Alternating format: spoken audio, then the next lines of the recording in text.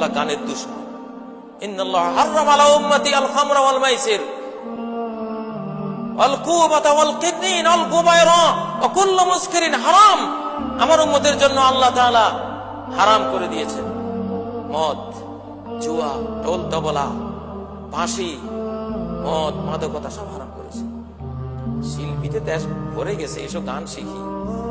আল্লাহ নবী বলেছেন, মান জালাসা ইলা কাইনাতিন, কোন শিল্পীর কাছে যে বসবে, ফাসামে আমিনু, তার কোন গান শুনবে, তাদের কোন অনুষ্ঠানে বসবে, বা যে কোনো মিডিয়া যে কোনো ভাবে ওদের কোন গান শুনবে, সুব্বা ফি উযুনাইহিল আনুকু ইয়াউমাল কিয়ামা, তার দুই কানে সীসাকে উত্তপ্ত করে জাহান্নামের আগুনে ওটাকে দুই কানে ডালা হবে। শোন, তোর গান ভালো লাগছে না, সিরিয়ালের গান, তোর এখন গান শোনাবো, একেবারে সীসাকে জাহান্নামের আগুনে গরম করে দুই কানে ঢেলে দেয়া। যখন ওই গরম সীসা কানে ঢালা হবে, কোন শিল্পীর গান টানের কোন অস্তিত্বই তখন মনে থাকবে না। মনে আসবে, আরে কেন শুনলাম। আল্লাহ তাআলার কাছে আপনারা গান বাদ্য বাজা থেকে তওবা করুন।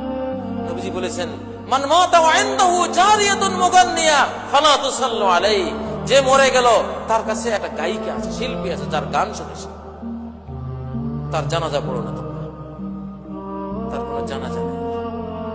এক লোক রাত্রে গান বাজনা করতেছে, নবীজি শুনে বললেন, লা সালাতা লাহু লা সালাতা লাহু লা সালাতা লাহু, এই লোকের জানাজা নাই, এই লোকের জানাজা নাই, এই লোকের জানাজা নাই।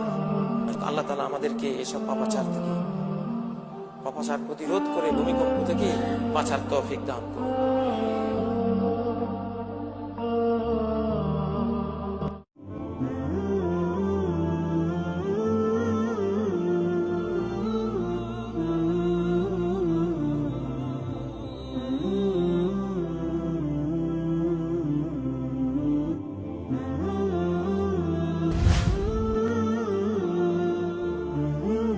جزاك الله خيرا.